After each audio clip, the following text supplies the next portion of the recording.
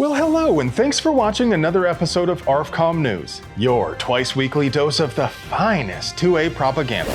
Get your pointing fingers ready because the control freak running for mayor of Uvalde, Texas lost, despite the millions of dollars worth of free advertising she received from the legacy media.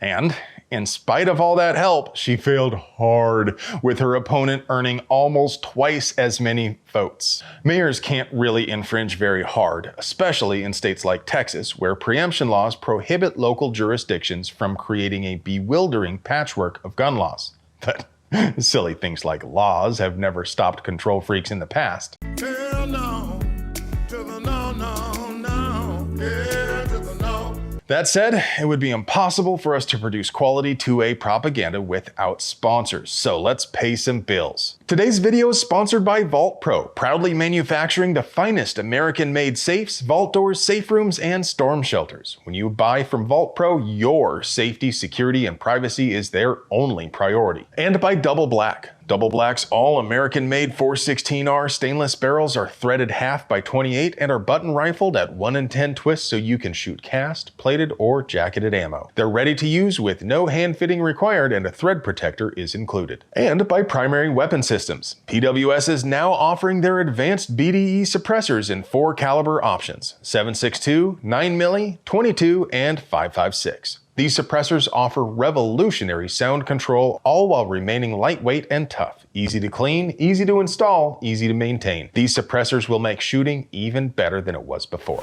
You folks know the Commonwealth is an absolute hellhole in regard to gun rights, but this next story is still gonna piss you off. Some dude wielding a knife started an argument with a worker at Ocean State Job Lot, which is apparently a discount store chain in Massachusetts. The employee felt threatened and showed the customer what kind of prizes you get when you play stupid games.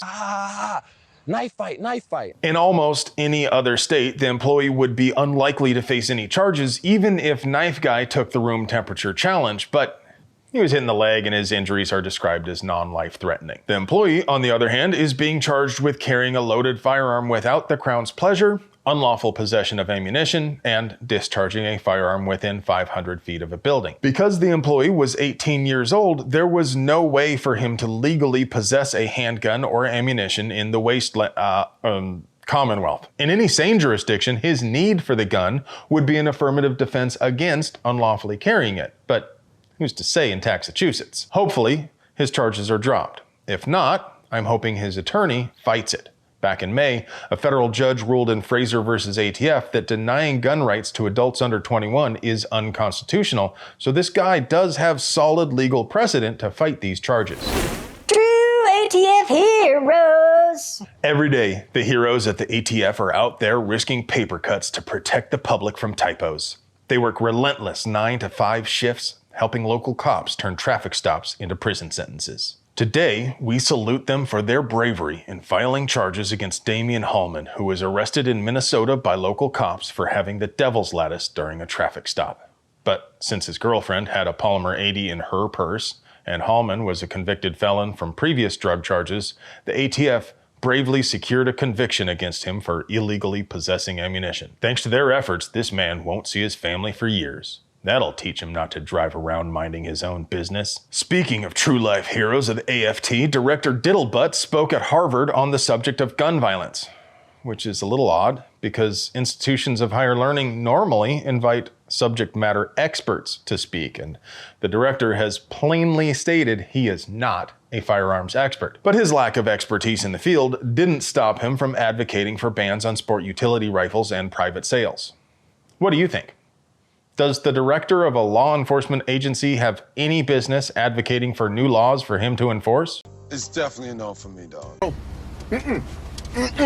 No, no, no, no, no. Cory Booker is sponsoring a bill which would require a federal license to simply own a firearm, claiming it makes sense because you need a license to drive a car, except you don't need a license to own a car. You only need one if you want to operate that vehicle on public roadways. Should guns be treated like cars? Well, Anyone can buy any car they want and do anything they wish with it on their own property regardless of age or criminal history. And they can transport their motor vehicle across state lines at will, either openly on a flatbed trailer or concealed within an enclosed trailer. They can race it on a private track, or should they choose to use public roadways, they can pass a simple safety test, pay a nominal fee, here in Arizona it's $25, and have a license issued right on the spot, which is recognized in all states under the full faith and credit clause of the U.S. Constitution. Where we're going, we don't need roads. So to treat guns like cars, that would mean no more background checks or age limitations. Anyone could buy any gun they wish and carry it wherever they please. Should they choose to shoot their gun on a public range, which is fully funded by tax dollars and free for anyone to use, by the way, they would only need to pass a basic safety test and pay a nominal fee. I guess I can live with that. But Booker said he wants to require a license to even own a gun. The law would require a written test and hands-on training, as well as a background check, and the license would have to be renewed every 5 years. Except the license is only good for the purchase of a single firearm, which is to be listed on the application along with the make, model, and serial number, as well as the name of the seller. You also have to submit your fingerprints with every application. Meanwhile, the feds get a whole month to approve or deny the application, and if they deny it, they don't have to tell you a reason why they denied it. The bill also allows for the license to be denied if the applicant has recently acquired any firearms, ammunition, or other deadly weapons. So, although Booker said he wants to require a license to own a gun, the bill seems to only require a license to purchase a gun. There's no language about what happens if you already own guns. I'm confused. The license expires after 5 years, but it's only valid to purchase a gun for 30 days after the issue date. And the bill doesn't say anything whatsoever about possessing a gun without a license. So what would be the point of renewing the license at 5 years? It still requires training for renewal, by the way. I've posted the link to the bill text down there in the doobly-doo, so if you guys can help decipher this and unravel this mystery of text, I'd appreciate the help. Maybe I'm missing something, but it seems like it was originally intended to be a license to possess a gun, and they cut that part out, realizing how hard to sell it would be. As it is, this still has near zero chance of passing. It also seems to create an illegal national gun registry without any language striking the prohibition of doing exactly that from existing federal law. As I record this, the bill has some co-sponsors, but has not been assigned a bill number yet. Rest assured, we will keep an eye on it, and if it looks like it's getting any traction, we'll send a fire mission. Now, for your moment of zen. Let's see if we can get some free sodas using a grenade inside the vending machine. 3, 2, 1. Fire in the hole!